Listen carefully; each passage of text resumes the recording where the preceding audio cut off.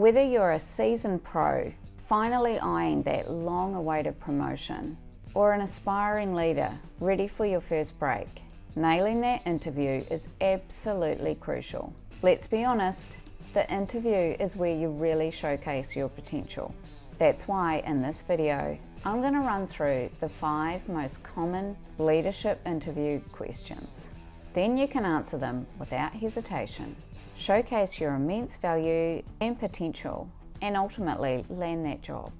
I'm Nikki and I've been in leadership for over 18 years, working my way from leading just 2 people to leading leaders of large teams.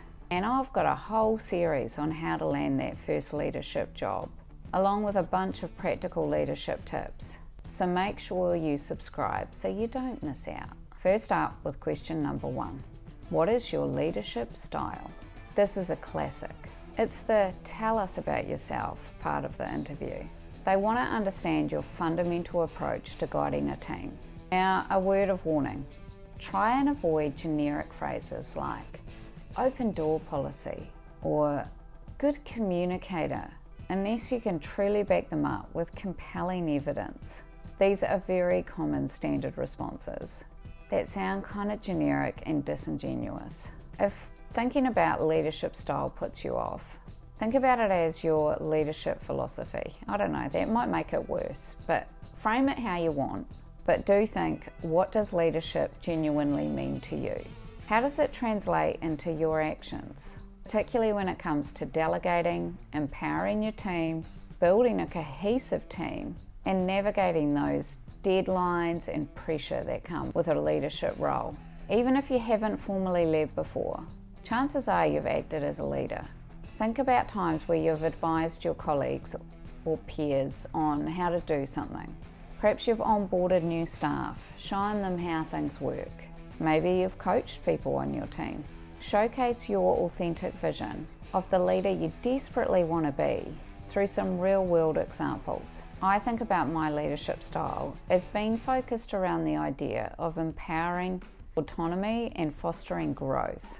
I believe in providing clear direction and then trusting my people to own their work with clear expectations and being available for support at any time. So I steer away from micromanaging my team and make sure that they have the support to do what they need to do without me hovering all over them and making me feel like I don't trust them or they're not capable. If you want to see more on the disaster that is micromanaging, make sure you check out the video linked on your screen. Question number 2, how do you motivate and inspire your team? Or if this is your first leadership role, it'll be pitched around how do you think you will motivate and inspire a team? This is another very common leadership question in an interview, because this is about rallying the team, ideally towards a common goal. Organisations want to know, when the going gets tough, how are you going to keep everybody aligned and on board with what's going on? Try and share specific strategies. Have you recognised and appreciated team members' efforts? Do you understand how different individuals have different drivers? Some people are motivated by numbers, other people are motivated by praise, other people are motivated because people ask them for help and it shows that they're recognised for the good work. Everybody has a different way of being motivated. Have you got some experience or examples of when you can talk about how you pulled everybody together to achieve a goal? Even if it was for a school project, provided you're not as old as me. I suspect me bringing the example of a school project would be inappropriate. But it could be a school project if you're newer to the workforce, or it could be about volunteer work that you do, it could be coaching a sports team. These are all leadership things, so don't exclude them because they're not like purely focused on work. Also, talk about how you can foster an inclusive and supportive environment that creates psychological safety. How do you make sure that your team feels safe enough with you to offer innovative or even sometimes silly ideas in the knowledge that they're not going to get laughed out of the room? Emphasize how you look to grow and support others, whether that's with direct reports or your colleagues. Think about leaders that you've had that have done this very well and how you could frame around how you would do that if you're new to leadership. I try and inspire my team by making it really clear what the goal is, what my expectations are, and giving them feedback. I think people are most motivated when they understand what it is that they're supposed to be doing and what I expect of them. If they don't know what I expect of them, it's kind of like playing in the dark. You don't know where the target is. I've had times where projects have been so challenging that I've had to put in place daily group meetings where we actually talk together as a group first thing in the morning and go, okay, this is where we're at. You know, we know that it's really tight in terms of the deadline or the project.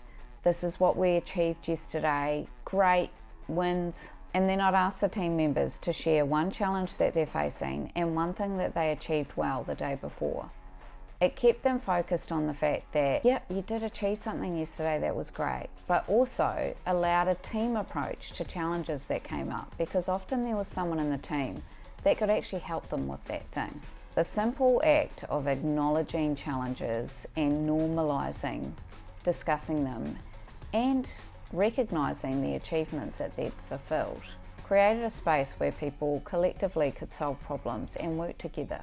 I also try to make sure that I publicly recognise people for great work and highlight how individual success contributes to the overall goal.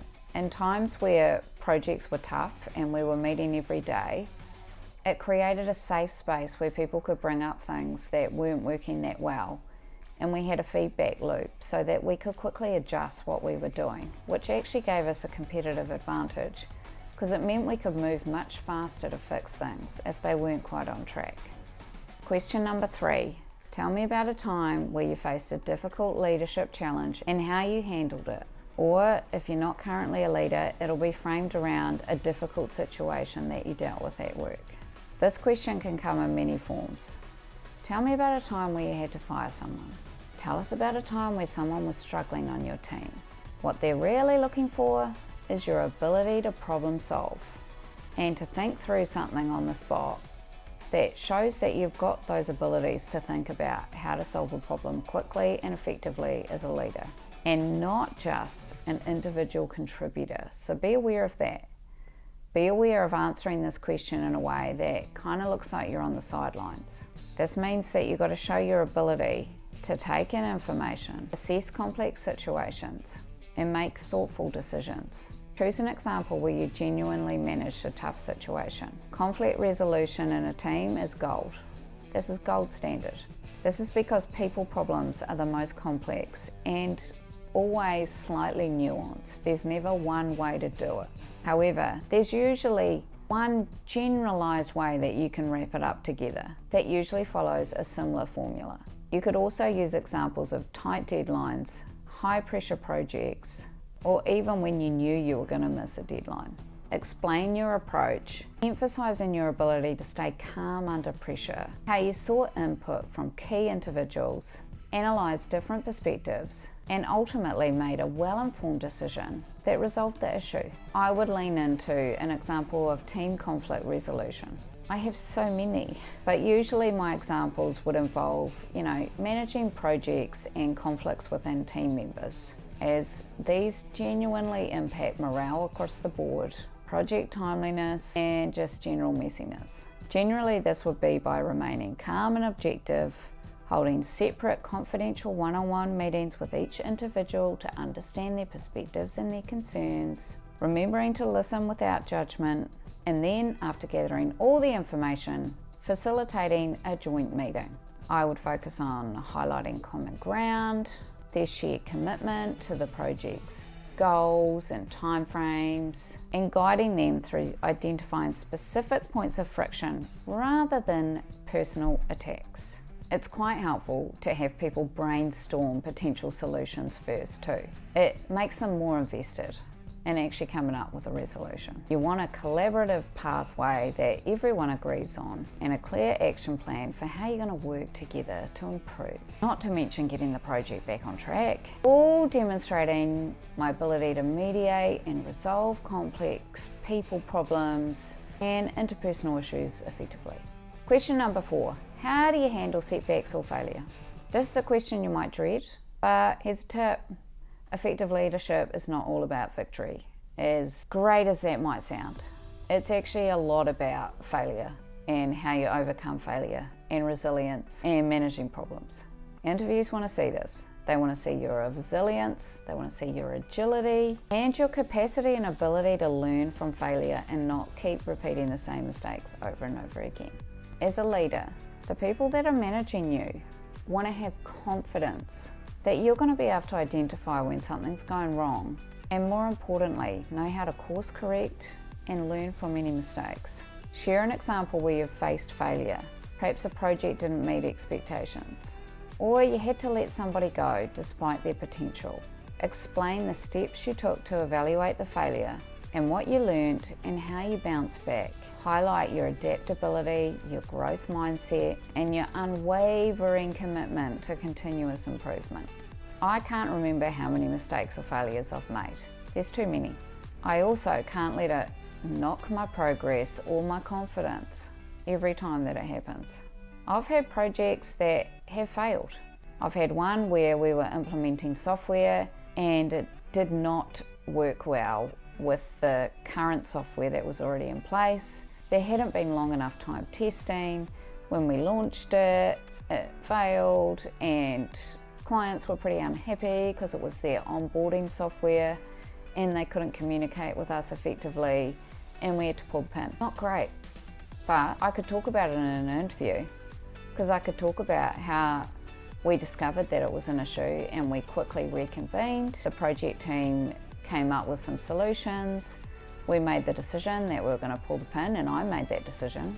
Even though it was going to cost us money, I was like, let's just go back to our old onboarding software. We know it works, we can have it online straight away, not a big deal, and then let's fix the problem with the new software before we integrate it again.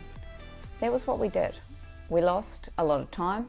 We had to manually migrate people, but in the end of the day, it was a learning experience. Test the software for longer before you launch it. I can still talk about it in an interview to show my adaptability to a situation that didn't go as planned. Question number 5, what will you do as a leader in this organisation for your first 90 days? This is a classic future-based question designed to see your kind of strategic thinking and your ability to make an impact from day one. My approach here may differ from what you have heard. I don't recommend you detailing a precise 30, 60, 90-day plan or talk about doing that in an interview. Why? Because you're not in the job yet. You don't have all the information. Instead, think about your approach from a high-level perspective. How will you set yourself up for success? And how will you set your team up for success with you as a new leader or with you as their new leader? Good answers will incorporate things like building relationships with your new team and stakeholders, assessing your team's strengths and weaknesses, and figuring out how to mitigate these and improve, setting clear initial objectives so that you can create a high-level roadmap for success, but not on your first day. You're showcasing strategic thinking without giving away ideas of how things could be before you even know what it's like. Trying to present a full 90-day plan of what you're going to do when is really jumping the gun in an interview. You don't really know what they're looking for. You haven't got the knowledge about the organisation that will tell you what is a potential hot potato. If you bring up technology changes, you are going to put them right off. Don't stray from what you really think about things, but also just be a little bit cognizant of the fact you don't know the political environment. In my first 90 days in a new role, my primary objective would be around listening, learning, and building foundational relationships. I wouldn't come in with preconceived ideas or some rigid 90-day plan. Instead, I'd dedicate significant time to one-on-one meetings with each of my team members to understand their roles, their challenges, their aspirations, what they'd like to improve. Simultaneously, I'll proactively connect with key stakeholders across departments to understand their needs and how our team contributes to the broader organisation. My aim would be to rapidly assess the team's strengths and any immediate challenges using this deep understanding to collaboratively establish initial clear objectives. This approach ensures that I'm making informed decisions based on genuine insights from the people around me. Now, a bonus tip, preparation is key. If you know you're going to be interviewing for a leadership role in the next 6 to 12 weeks, start preparing. Start thinking about these stories. What examples will you use? What skills do they showcase? Practice saying these stories out loud or even in your head so you know that you can articulate them clearly. And don't try and make up examples that you think are going to fit to these questions. It's a red flag to interviewers. You can tell the people that are really prepped with some rehearsed answer that they think you want to hear. It comes off as not genuine and kind of makes you wonder what's underneath the surface. What are you not seeing that somebody has to be so prepared with a fake answer that they can't just tell you a real example from their own life? What are they hiding? You might think that it makes you look really professional, but you're gonna have to be your genuine self in an interview. Remember, this is about you assessing them too. You don't want to get hired for a job that you've faked an interview for, to then have to fake yourself through the whole job thing every day. You're gonna burn out. It's not sustainable. Be who you actually are. And if you don't know what kind of job is really right for you, make sure you check out my Leadership Career Blueprint program, which is linked in the description. This is about designing exactly what type of leadership role is the right fit for you. It's authentically for you. Now, if you want to go deeper on that leadership style question, make sure you check out the video that's linked on your screen so that you can really prepare yourself for that particular interview question. And thanks very much for watching.